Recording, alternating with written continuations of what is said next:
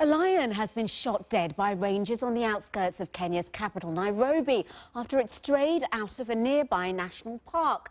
Now, the rangers say they shot the animal after it attacked and injured a man on a motorbike. He's since been taken to hospital. This is the third time in less than 2 months a lion's been spotted within a residential area in or around Nairobi. The BBC's Anne Soy's been taking a look at why lions are getting too close for comfort in Kenya's capital.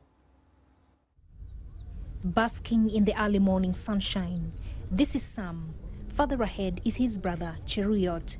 They are part of a bachelor pride at the Nairobi National Park.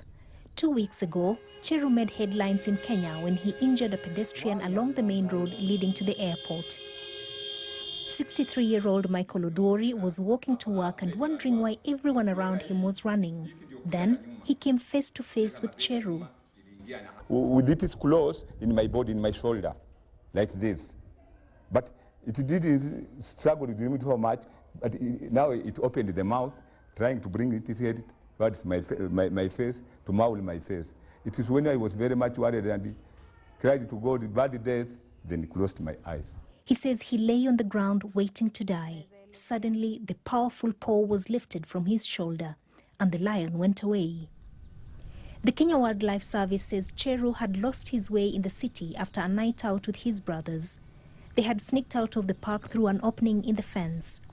They mauled 78 sheep and goats to death overnight before their owners chased the lions away. He finds the same humans who are not understanding, they are hooting, they are shouting, and he's really confused because he's not found his way back. And then he finds this man on the way. This was not an attack on the person. It was kind of like a shove of, get out of here because I need to go. He says incidents of lions leaving the park are common, especially when their population there reaches capacity. In the distance, I can see a skyline of Nairobi city. This park is the only one within a capital city in the world, and therefore instances of human-wildlife conflict are common.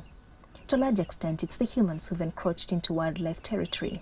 Just over 100 years ago, this whole land, including Nairobi city, was just a savanna grassland. No one understands that conflict better than the herders who live next to the park, like Richard Turere's family.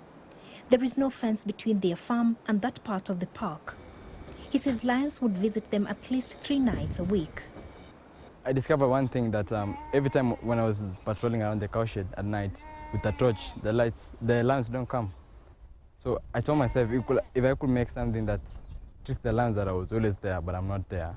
It did. The solar-powered bulbs light up around the cowsheds as the sun sets. The invention has meant that herders no longer have to kill lions in retaliation for eating their livestock. They have found a solution to their problem. But the city residents, not so much. Anne Soy, BBC News, Nairobi. You're watching BBC